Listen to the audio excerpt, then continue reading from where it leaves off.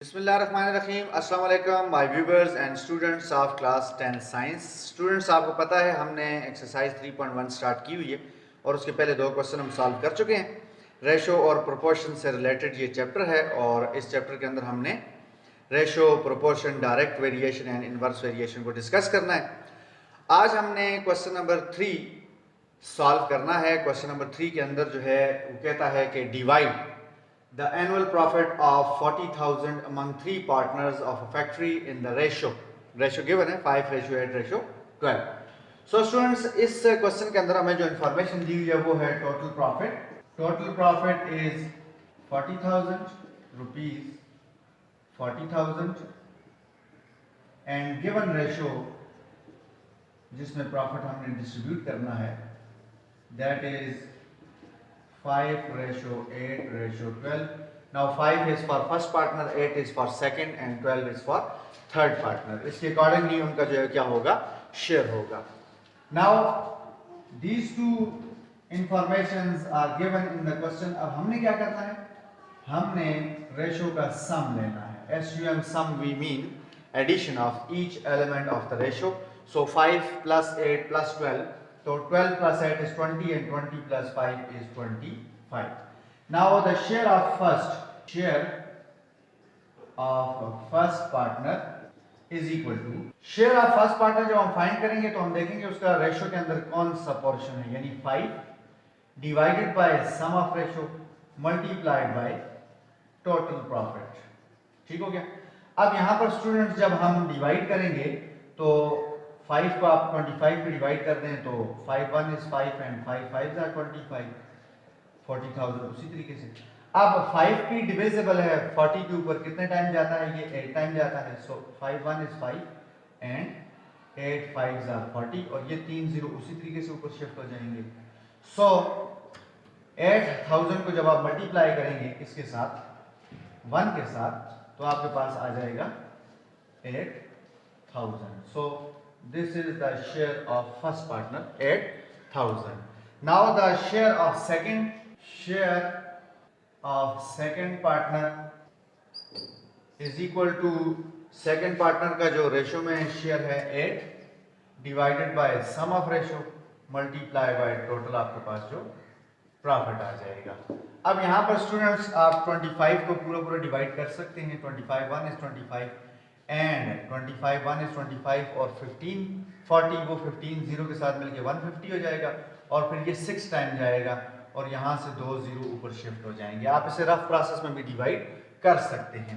Then जब multiply करेंगे तो 8 0 0 8 0 0 6 8s are 48, 4 कैरी, 8 1 is 8 और 4 12, यानी ये आ जाएगा आपके पास ₹12,800। ठीक हो गया। Now share of third partner, तो वो आ जाएगा रेशो के अंदर जो उसका शेयर है 12 divided by sum of ratio is 25 multiply by total जो प्रॉफिट 40,000 आ गया। अब हमें पता है कि 25 is completely divisible by 40,000। So ये जाता है कितने टाइम, 1600 टाइम। हम प्रीवियस केस में से सॉल्व कर चुके हैं। अब मल्टीप्लाई करना है आपने 12 को 1600 के साथ, तो 12 0 0 12 0 0 6 12s are 72, 7 carry, 12 1 is 12 and 7 19। So 19,200 is the share of third partner। अब इस क्वेश्चन का जो आंसर आपने सॉल्व किया, सोल्यूशन आपके पास आया है वो 3 है। एक आपके पास आया 8,000, एक आपके पास आया 12,800 और एक आपके पास आया 19,200। आप इन तीनों को अगर ऐड कर दें रफ में, यानी 8,000 को ऐड कर दें आप किस में, 12,800 और सिमिलरली 19,200, तो इनका एडिशन जो है वो टोटल प्रॉफिट आना चाहिए। अगर आता है तो इसका मतलब आपका सोल्यूशन ठीक है। ये तीनों 0 हो गए, ये तीनों 0 हो गए, 8 और 2 10 हो गया, 1 कैरी, 9 1 10 10 10 20, 2 कैरी, 2 1 3 3 एंड 1 4। सो आप देख सकते हैं कि तीनों का जो शेयर हमने ऐड किया वो टोटल प्रॉफिट के इक्वल आ रहा है। So our solution is correct. ठीक हो गया। So students, question number 3 is solve for you. Now we are going to solve question number 4। Now students, question number 4 is if 11 ratio x minus 1 is equal to 22 ratio 27, then find the value of x. इस type के question अक्सर exam के अंदर आते हैं या किसी blanks में आ जाते हैं या 4 नंबर का क्वेश्चन होता है वो लाजमी इस टाइप पे शामिल किया जाता है एग्जाम में. Now students, we are given that since 11 ratio x minus 1 is equal to 22 ratio 27 और हमें ये भी पता है कि हम किसी भी रेशो को फ्रैक्शन की फॉर्म में लिख सकते हैं. So 11 ratio x minus 1 is actually 11 by x minus 1 and similar as the case to the right hand side 22 ratio 27 को आप लिख सकते हैं 22 by 27. Now by cross multiplication 22 is multiplied by x minus 1 and 11 is multiplied by 27. Cross multiplication equation की property equation के अंदर use हो सकती है. आम फ्रैक्शंस में आम जो है यूज नहीं कर सकते. हाँ, इक्वेशन अगर एग्जिस्ट कर रही है तो फिर आप क्रॉस मल्टीप्लाई कर सकते हैं. यानी क्रॉस मल्टीप्लिकेशन का मतलब है कि इस राइट हैंड साइड का न्यूमरेटर जो है फ्रैक्शन का उधर लेफ्ट हैंड साइड पे डिनोमिनेटर से मल्टीप्लाई और इसका न्यूमरेटर यानी लेफ्ट हैंड साइड पे जो फ्रैक्शन है उसका न्यूमरेटर मल्टीप्लाई होगा राइट हैंड साइड के डिनोमिनेटर से. सो हमने 22 को x माइनस 1 से मल्टीप्लाई किया और 11 को 27 से. अब यहाँ से अनवर्ड आप दो प्रोसेस कर सकते हैं, दो तरीकों से आप आगे जा सकते हैं. एक तो ये कि आप 22 को अंदर मल्टीप्लाई कर दें, ठीक है, उस तरह से भी इक्वेशन सॉल्व हो जाएगी.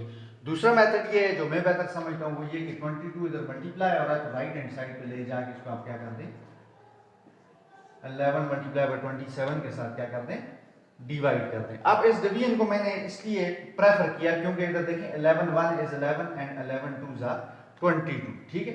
सो ऊपर न्यूमरेटर में आपके पास रह गया 27 और डिवाइड में आपके पास आ गया 2.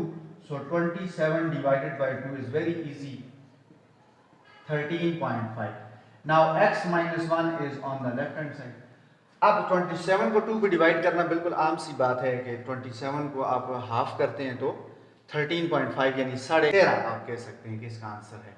नाउ x की वैल्यू फाइंड करने के लिए आप क्या करेंगे कि -1 को उधर शिफ्ट कर देंगे. -1 जो है वो क्या हो जाएगा उस तरफ जाकर +1 हो जाएगा और ये आपके पास आ जाएगा 14.5 और x की वैल्यू इजीली निकल जाएगी आपके पास, ठीक है. 13.5 में आप जब 1 को ऐड करते हैं तो जाहिर है 1 को आप लिख सकते हैं 1.0. 5 में 0 ऐड 5 पॉइंट अपनी जगह पर आएगा. 3 and 1 4 और 1. So 14.5 is the sum of 13.5 and 1. ठीक है students. So this is the value of x. Very easy, very simple question. So we are going to now solve question number 5. Question number 5 is there is a direct variation between x square and y. हम direct variation को students discuss कर चुके हैं कि जब हम किसी एक क्वांटिटी को इंक्रीज करें तो दूसरी भी इंक्रीज हो जाए या अगर पहली क्वांटिटी को कम करने से दूसरी में भी कमी वाक़या हो तो that is called direct variation. So here x square और y डायरेक्टली प्रोपोर्शनल हैं. When x is 7 and y is 49 then find the value of y when x is equal to 9. This is the first part. Now the information is given that x square is directly proportional to y and we know that students whenever we change the sign of proportionality to sign of equality, when we replace sign of proportionality to sign of equality, we introduce a constant with independent variable.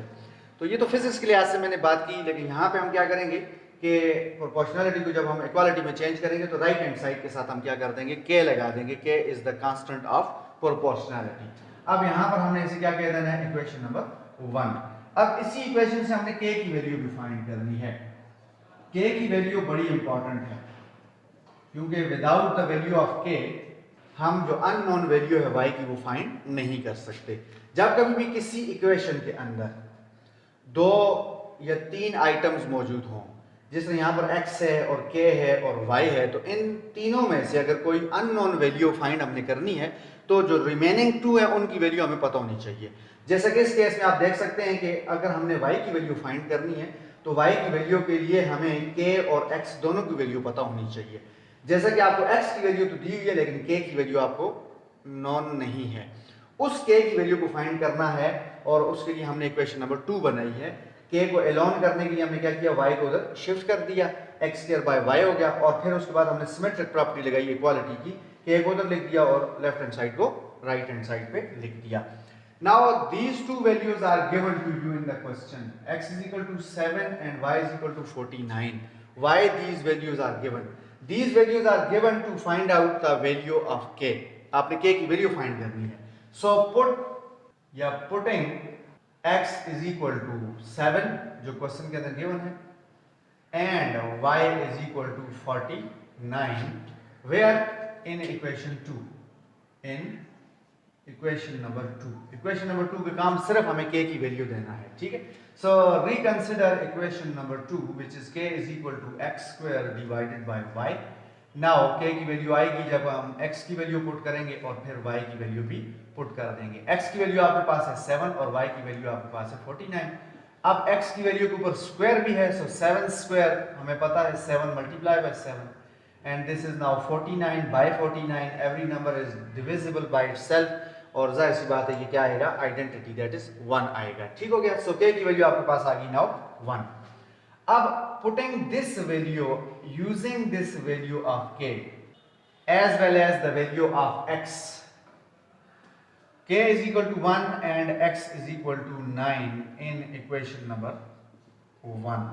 अब 1 से हमें मिल जाएगी किसकी value, y की वैल्यू. So reconsider equation number 1 which is x square is equal to k Y.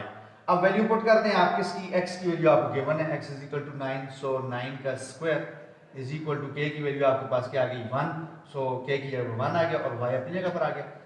Now y की value आपके पास आ जाएगी जब आप इस सिचुएशन को सॉल्व करेंगे. दैट इज 9 का स्क्वायर आपके पास 81 आ गया एंड y इंटू 1 आपके पास y आएगा. सो y की वैल्यू इज 81. ठीक हो गया students. Now it's part number 2 we are going to solve.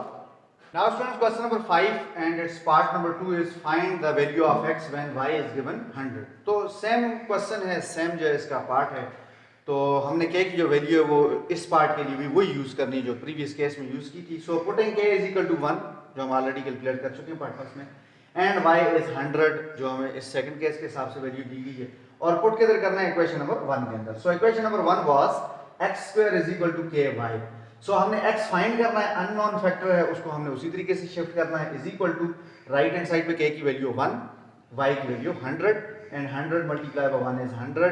Now in order to calculate the value of x we need to remove this square. So remove करने के लिए square को हमने क्या करना है, taking square root on both sides. ठीक हो गया.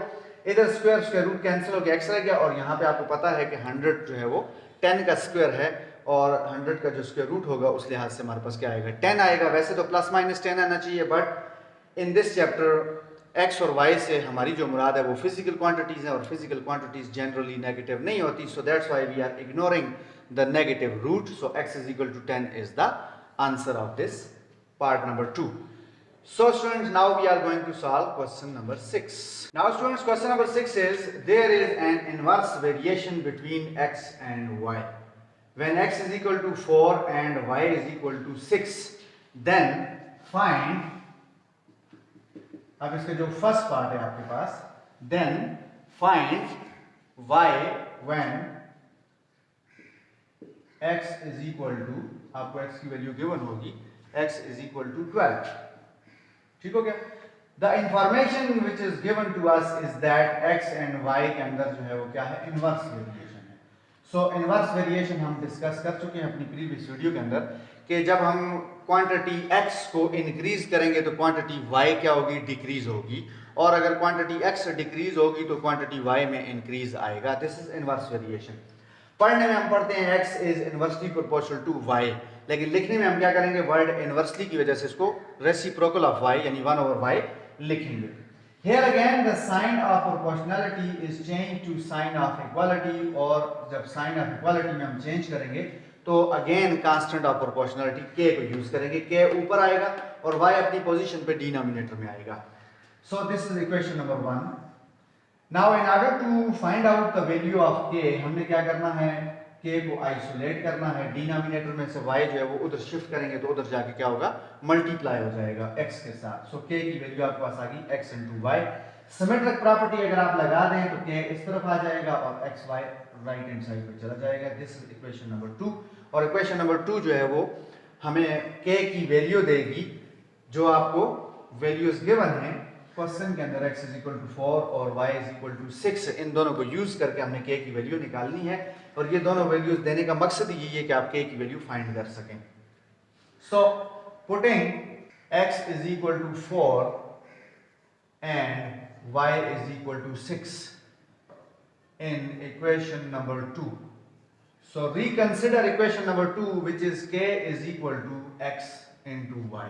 So k की वैल्यू फाइंड करनी है, x की वैल्यू आपके पास 4 है, मल्टीप्लाई बाय y की वैल्यू आपके पास क्या आ जाएगी 6. So 6 multiplied by 4 is the value of k which is 24.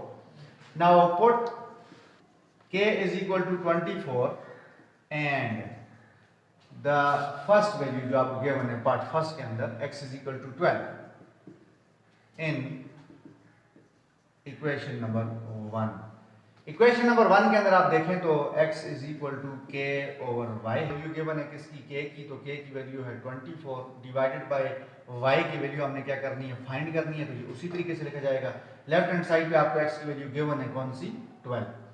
अब स्टूडेंट यहां पर आपने क्या करना है कि y को उधर मल्टीप्लाई कर देना, डिवाइड हो रहा है तो ये उधर जाके क्या हो जाएगा मल्टीप्लाई हो जाएगा, किसके साथ 12 के साथ, ठीक है। अब y की वैल्यू फाइंड करनी है आपने, तो 12 उसके साथ क्या हो रहा है मल्टीप्लाई है, तो राइट हैंड साइड पे जाके क्या हो जाएगा 24 के साथ डिवाइड हो जाएगा। सो y की वैल्यू 24 बाय 12 दैट इज 2 आ जाएगी। आपको पता है कि 12 का मल्टीपल है 24, 2 टाइम्स जाता है, इसको डिवाइड करता है 24 को। सो y की वैल्यू आपके पास आ गई क्या 2। ठीक हो गया स्टूडेंट्स। नाउ क्वेश्चन नंबर 6 का पार्ट नंबर 1 मैंने आपके लिए सॉल्व कर दिया है। क्वेश्चन नंबर 6 का पार्ट नंबर 2 में आपके लिए छोड़ रहा हूँ। It is quite easy. इस सारी डिस्कशन को सामने रखते हुए, इक्वेशन को सामने रखते हुए, के की वैल्यू को यूज करते हुए आप बिल्कुल इजीली जो है वो पार्ट नंबर 2 सॉल्व कर सकते हैं। सो नेक्स्ट एक्सरसाइज 3.2 के साथ इंशाल्लाह मिलते हैं बहुत जल्द।